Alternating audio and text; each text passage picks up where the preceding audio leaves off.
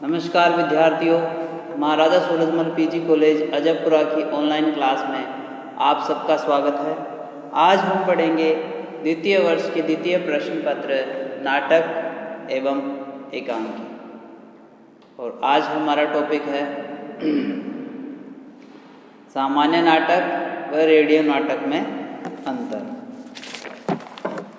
सामान्य नाटक के बारे में हम चर्चा कर चुके हैं। रेडियो नाटक से आशय है कि ये नाटक की प्राचीन विधा है जो रंगमंच पर न प्रस्तुत किया जाकर ये रेडियो के माध्यम से आकाशवाणी से प्रसारित की जाती है। रेडियो नाटक वह नाटक है जो प्रसारण के लिए लिखा जाता है। इसमें केवल श्रव्य होने के ही गुण है। ये श्रव्य नाटक की श्रेणी में आता है। इस नाटक में ध्वनि की प्रधानता होती है और डॉक्टर सिद्धनाथ कुमार ने रेडियो नाटक पर प्रकाश डालते हुए कहा है कि रेडियो नाटक के संबंध में अंक का प्रश्न नहीं उठता। इसमें एक दृश्य भी रह सकता है, अनेक दृश्य भी रह सकते हैं।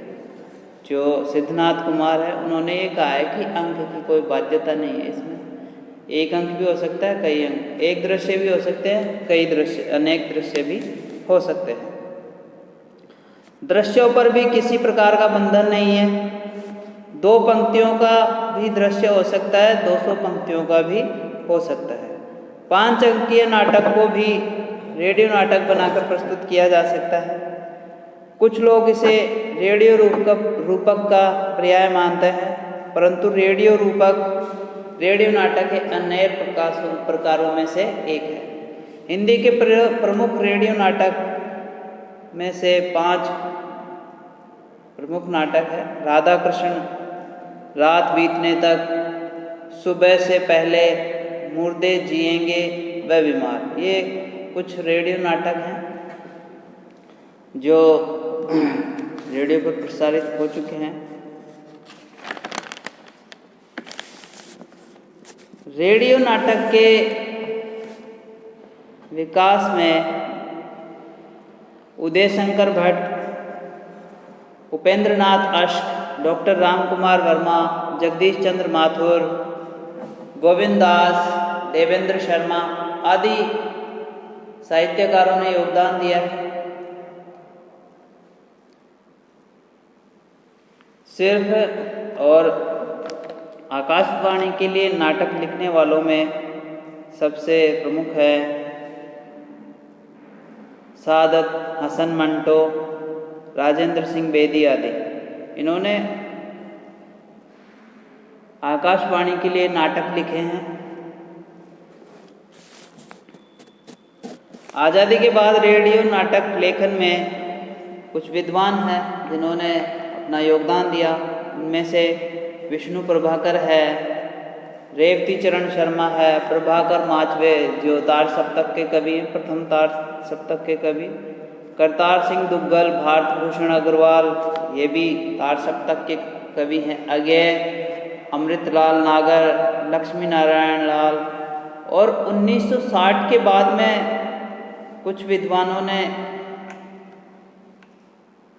रेडियो नाटक लिखे जिनमें मोहन राकेश का रात बीतने तक, आषाढ़ का एक दिन, आखिरी चट्टान, उसकी रोटी, सुबह से पहले, कमारी घाटी, दांत, सिद्धनाथ कुमार कृत, मुर्दे जिएंगे, खुला कमरा बंद हुआ, बंजर धरती के फूल, कड़ियाँ, कोई एक किरण, रास्ता बंद है।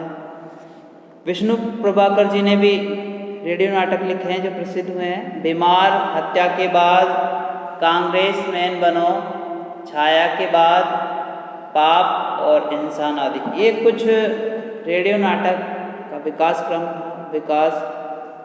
क्रम रहा और इनमें रेडियो नाटक बहुत अधिक प्रचलित हुए। वर्तमान में भी आकाशवाणी पर रेडियो नाटक प्रस्तुत किए जाते हैं। और सामान्य नाटक की चर्चा हमने पिछले अध्याय में की। सामान्य नाटक के कुछ तत्व होते हैं जो ही रेडियो नाटक के होते हैं, लेकिन उसमें सामान्य नाटक में रंगमंच की आवश्यकता पड़ती है, इसमें रंगमंच की आवश्यकता नहीं पड़ती। इस प्रकार ये कुछ रेडियो नाटक हैं। आइए हम चर्चा करते हैं सामान्य नाटक और रेडियो नाटक के बीच में कुछ प्रमुख अंतर।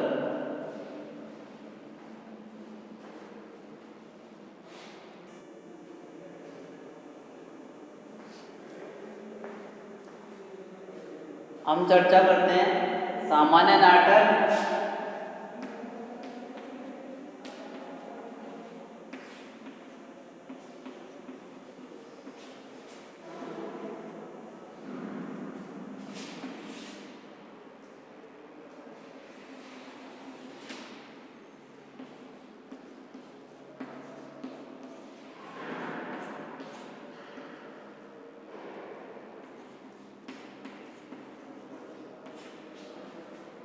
सामान्य नाटक व रेडियो नाटक में कुछ प्रमुख अंतर हैं। आइए देखते हैं। सामान्य नाटक में रंगमंच की आवश्यकता होती है।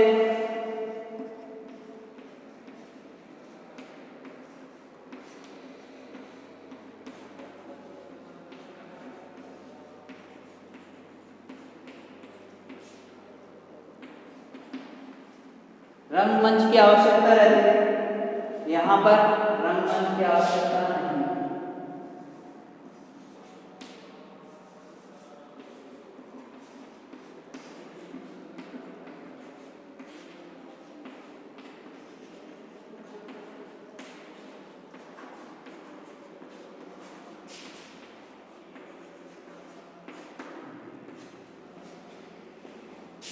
सामान्य नाटक में रंगमंच की आवश्यकता रहती है, लेकिन रेडियो नाटक में रंगमंच की आवश्यकता नहीं रहती। सामान्य नाटक दृश्य व श्रव्य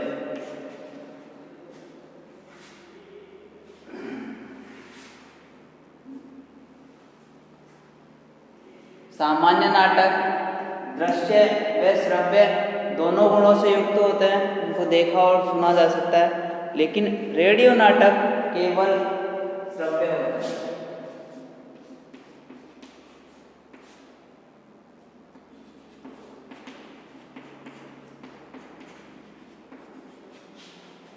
श्रव्य ही होता है।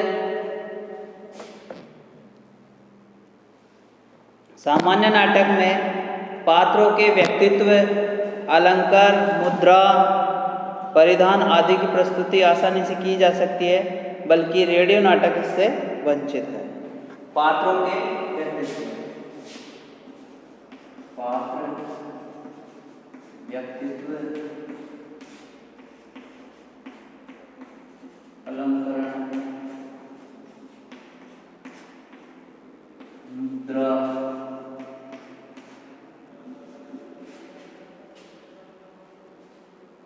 परिधान,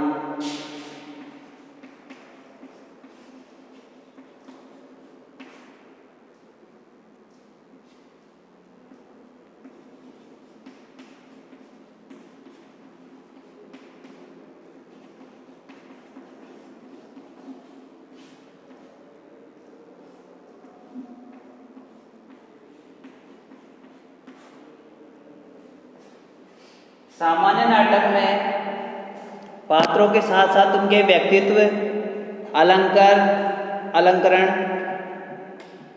उनकी भाव भंगिमाएं, मुद्राएं व पात्रों के परिधान आदि का प्रस्तुतिकरण किया जा सकता है, लेकिन रेडियो नाटक में ये नहीं होता।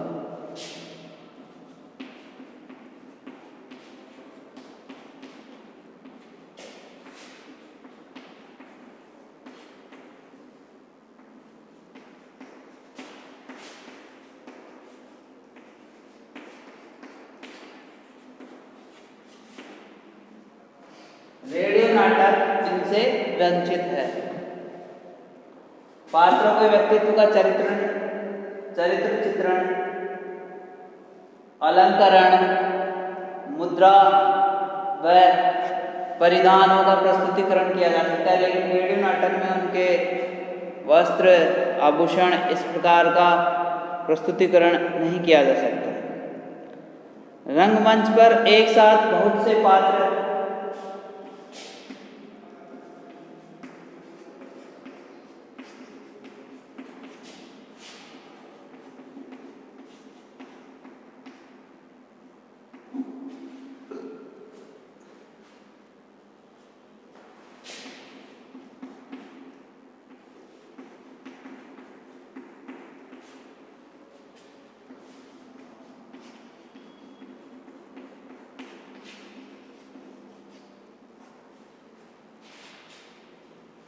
सामान्य नाटक में जो रंगमंच होता है उस पर एक साथ बहुत से पात्रों को प्रस्तुत किया जा सकता है, उनका प्रस्तुतिकरण किया जा सकता है। लेकिन रेडियो नाटक में पात्रों की संख्या सीमित होती है, उनकी पहचान में संकट रहता है।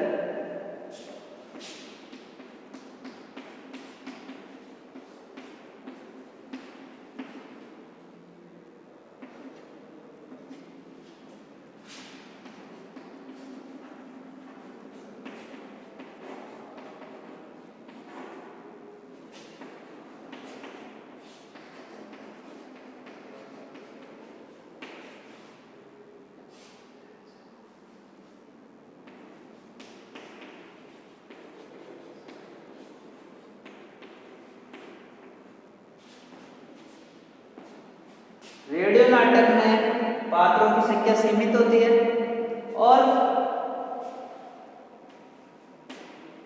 उन पात्रों को पहचानना थोड़ा सा असंभव सा रहता है, पहचानने में संकट उत्पन्न होता है।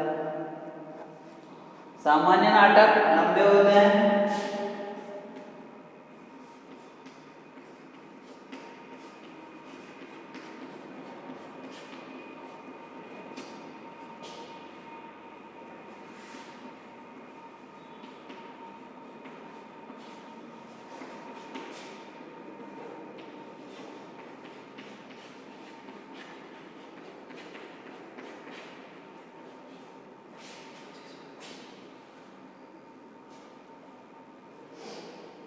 सामान्य नाटक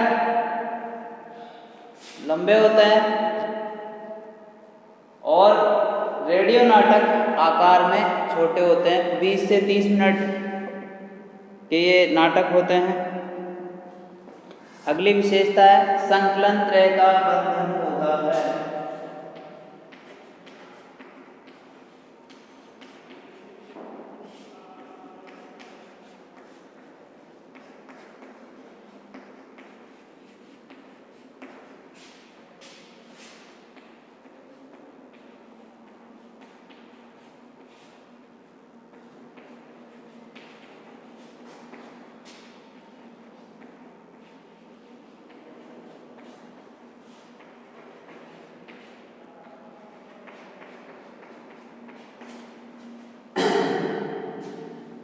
सामान्य नाटक में संकलन त्रय का बंधन होता है, जबकि रेडियो नाटक में संकलन त्रय का बंधन नहीं होता।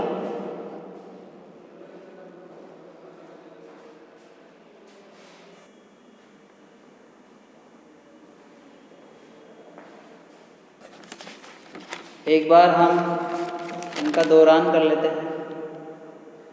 सामान्य नाटक व रेडियो नाटक में कुछ अंतर है। सबसे पहले देखते हैं। सामान्य नाटक में रंगमंच की आवश्यकता रहती है, जबकि रेडियो नाटक में रंगमंच की आवश्यकता नहीं पड़ती। सामान्य नाटक श्रव्य व दृश्य दोनों होता है, बल्कि रेडियो नाटक केवल श्रव्य ही होते हैं जो रेडियो पर प्रस्तुत किए जाते हैं। अगला अंतर है सामान्य नाटकों में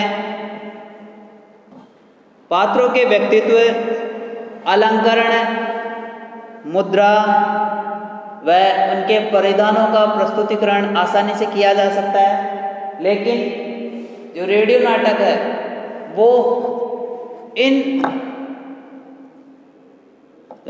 तथ्यों से वंचित है।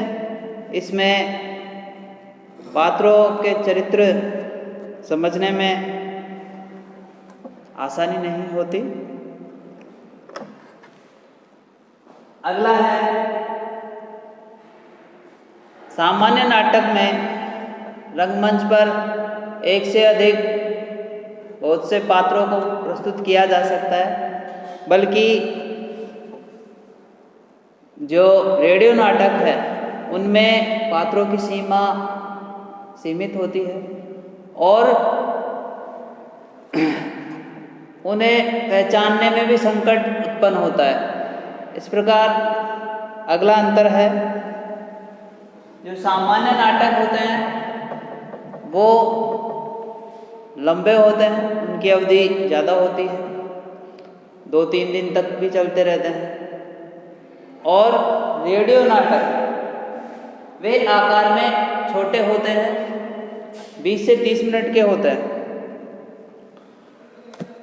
सामान्य नाटक में संकलन त्रय का बंधन होता है, जबकि रेडियो नाटक में संकलन त्रय का बंधन नहीं होता। अगली विशेषताएं हम देखते हैं।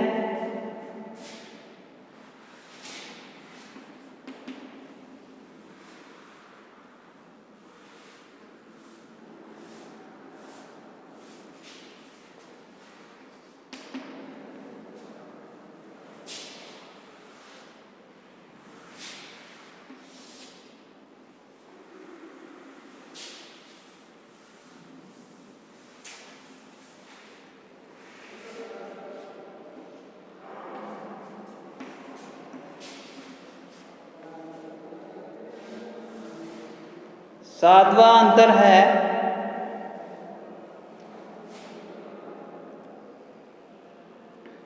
इसमें मनोवैज्ञानिक अंकन या चित्रण दुष्कर होता है।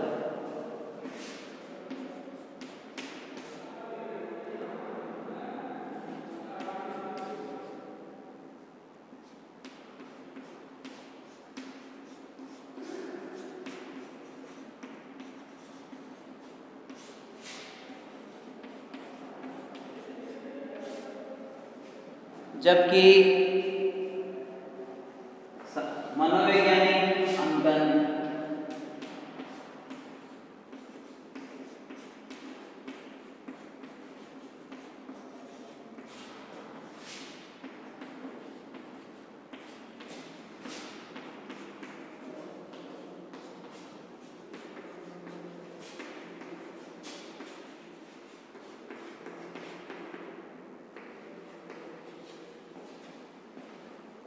सामान्य नाटक में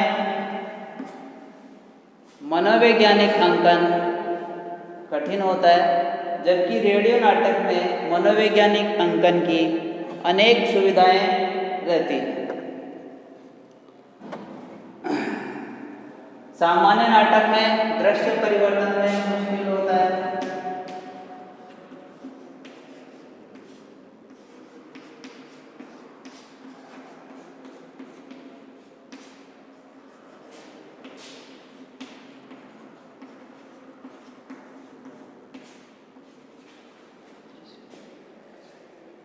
दृश्य परिवर्तन आसान।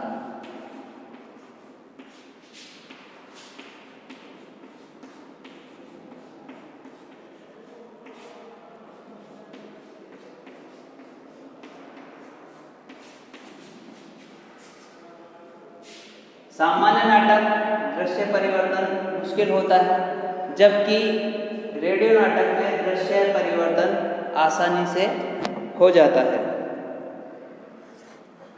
अगली विशेषता है, रंगमंच पर सब तरह के दृश्य असंभव।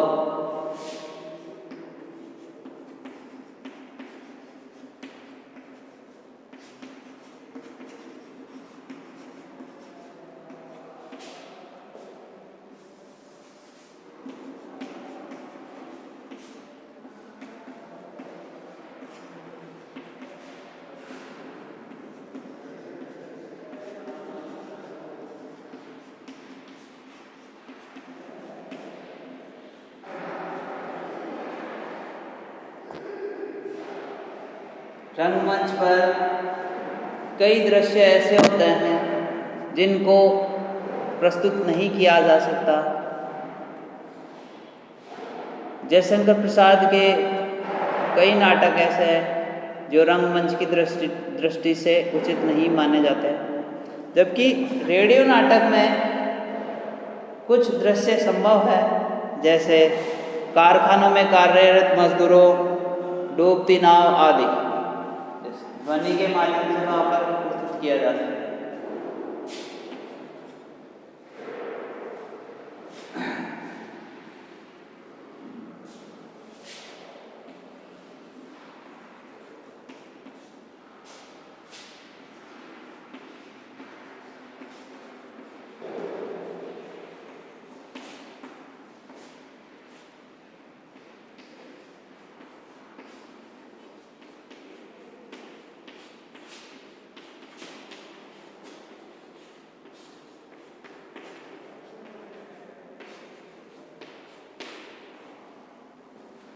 रेडियो नाटक में कुछ दृश्य संभव है जिनमें कारखानों में कार्यरत मजदूर व डूबती या तैरती नाव, इनके कुछ दृश्य संभव हो सकते हैं। अगला है रंगमंच की सजावट से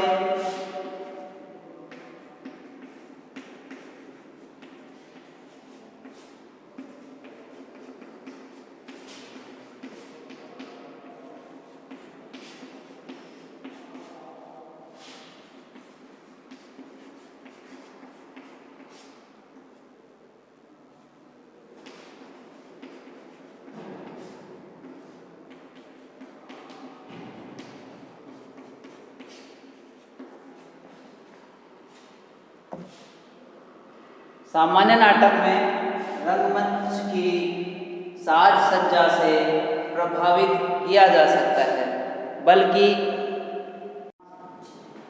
रेडियो नाटक में रंगमंच की आवश्यकता नहीं तो सजावट कहाँ से की जाएगी, अर्थात यहाँ पर इसकी आवश्यकता नहीं है।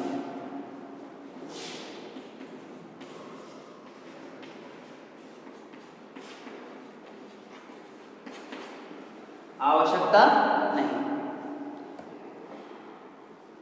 सामान्य नाटक का कथानक सरल नहीं होता,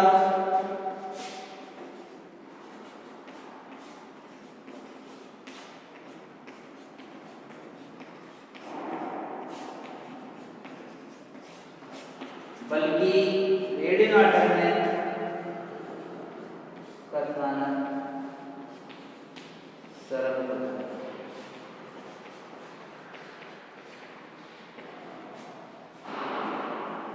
सामान्य नाटक में कथानक सरल नहीं होता, बल्कि रेडियो नाटक में कथानक सरल होता है।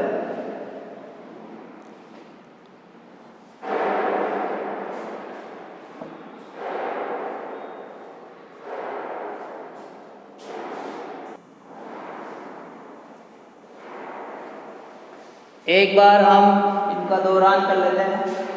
सामान्य नाटक व रेडियो नाटक में अगला कुछ अंतर है, वो है सामान्य नाटक में मनोवैज्ञानिक अंकन कठिन होता है, जबकि रेडियो नाटक में मनोवैज्ञानिक अंकन की अनेक सुविधाएं उपलब्ध रहती हैं।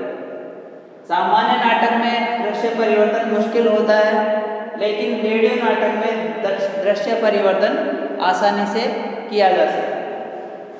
सामान्य नाटक में रंगमंच के सब तरह के दृश्य प्रस्तुत करने असंभव हो जाते हैं, और रेडियो नाटक में कुछ दृश्य संभव है, जैसे कारखाने में कार्यरत मजदूर और डूबती या तैरती नाव। तो ये ही दृश्य यहाँ पर रंगमंच पर प्रस्तुत आसानी से नहीं किए जा सकते। अगला है रंगमंच। सामान्य नाटक में रंगमंच की साज सज्जा से दर्शकों को प्रभावित किया जा सकता है, जबकि रेडियो नाटक में रंगमंच की आवश्यकता नहीं होती और सजावट की भी नहीं होती, ये आवश्यकता नहीं होती। अगला है सामान्य नाटक में कथानक सरल नहीं होता, जबकि रेडियो नाटक में कथानक सरल होता है। इस प्रकार सामान्य नाटक और रेडियो नाटक में कुछ प्रमुख अंतर है जो आपको एग्जाम की दृष्टि से उपयोगी रहेंगे। आज के लिए इतना ही। धन्यवाद।